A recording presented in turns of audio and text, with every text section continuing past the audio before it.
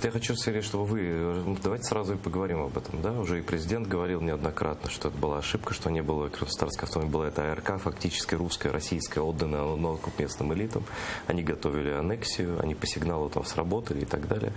Вот. И сейчас вопрос стоит такой, что Конституционная комиссия должна внести в Верховный Рад, то есть президент должен внести на самом деле, да, и поставить на голосование вопрос об изменении формулировок в 10 статье об АРК, да, чтобы это было, ну, вы понимаете, о чем я говорю, да? Вот как вы к этому относитесь, нужно ли это делать и как скоро? Ну, я отношусь к этому очень просто. Я думаю, что у юристов есть достаточно, так сказать, четкая позиция, как подойти шаг за шагом к решению этой ситуации. Вот. И все начинаться должно, безусловно, с определения, с признания, да? Признания крымско-татарского народа коренным народом. Да. Ну, то есть, на самом деле, мир проходил вот, ну, там, ситуации, связанные с защитой вот, там, этнических групп, которые являются коренными, уже много раз. Это касалось и вот там Зюд-Тироля, например. То есть, да нет, да много, конечно, примеров. Это никакая не новая история совершенно. И... Соответственно, признание коренным народом.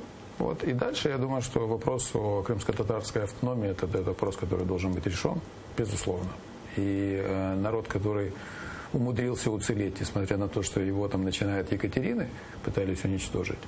Вот, ну, и сталинские репрессии. То есть я не знаю, как много зрителей имело шанс посмотреть фильм Ахтема Сетаблаева, да, Хайтарма. Я думаю, что это очень важно с образовательной точки зрения. Потому что ну, вот я учился в советскую пору, в советской школе. О Голодоморе вообще никогда не говорили. То есть его не было в истории. Да, и точно так же не было в истории фактически геноцида. И не должно было быть в будущем вообще крымских татар. Они должны были там остаться где-то в Узбекистане и раствориться. Раствориться и исчезнуть, да. Но точно так же, как и украинцев, не должно было стать после Голодомора, после истребления, после ГУЛАГов и так далее. Вот. И я думаю, что крымско-татарский народ абсолютно заслужил право на автономию. Я думаю, что это деликатный вопрос, и тут нужно говорить, так сказать, о всех деталях, потому что ну, точно так же возникнут вопросы со стороны тех, кто не относит себя к крымско-татарскому народу. Я знаю, что предлагались разные решения, там отдельно как-то трактовать Ялту, Алушты и так далее. Что Ялта? Нет, там все прописано уже давно, и Конституционная комиссия уже заседала, все формулировки. Мне кажется, много вокруг боязни назвать вещи своими именами. Вот, о том, что крымские татары, то есть это коренное население, которое в Крыму жило не одну сотню лет. И, другой родины у нас нет.